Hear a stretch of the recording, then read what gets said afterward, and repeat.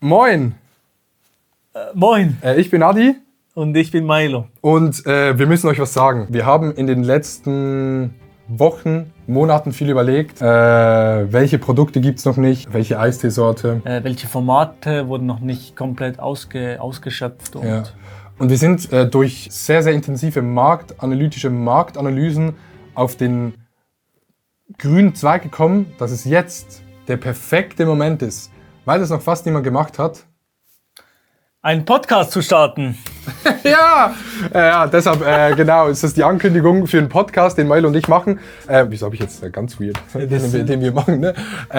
Milo und ich haben schon mal von einer Zeit hier auf dem Zweig-Kanal so einen Talk gehabt und das haben die Leute gefeiert. Wir hatten beide Bock auf einen Podcast. Wir haben beide schon Podcasts gemacht auf Schweizerdeutsch damals, als wir noch auf Schweizerdeutsch Content gemacht haben, auf Schweizerdeutsch damals halt auf Schweizerdeutsch. Genau. Heute Abend kommt die erste Folge raus. Ab jetzt immer jeden Montag. Das ganze Ding heißt Milo Totoro. Wöchentlich mit Video, mit Clips. Ihr werdet wieder 10.000 Clips sehen. Mit allem Möglichen. Wir heißen, bei YouTube heißen wir Milo Totoro, bei TikTok heißen wir Milo Totoro, bei Insta heißen wir Milo Totoro, überall.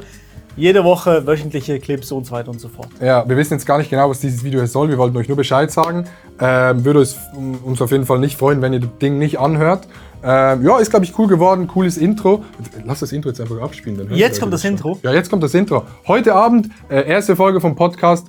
Hört es euch an. Und jetzt kommt das Intro. Tschüss. Tschüss. Ladies and Gentlemen, herzlich willkommen zum knuffigsten, sportlichsten und sinnlich stimulierendsten Podcast von Deutschland, Österreich und der Schweiz. Legt eure Schmuddelhefte zur Seite, schließt diese TikTok-App, denn jetzt werden eure Synapsen einer kognitiven Beanspruchung ausgesetzt, welche seinesgleichen sucht.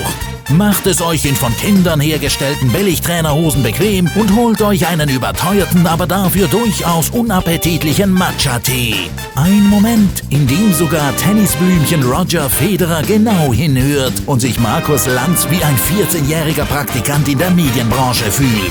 Hier sind live aus der Schweiz Maelo Romani, Orlando Roberto Campos und Adrian Vogt.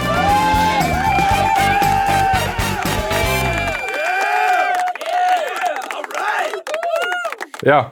Okay. Hört's euch an heute Abend. Tschüss.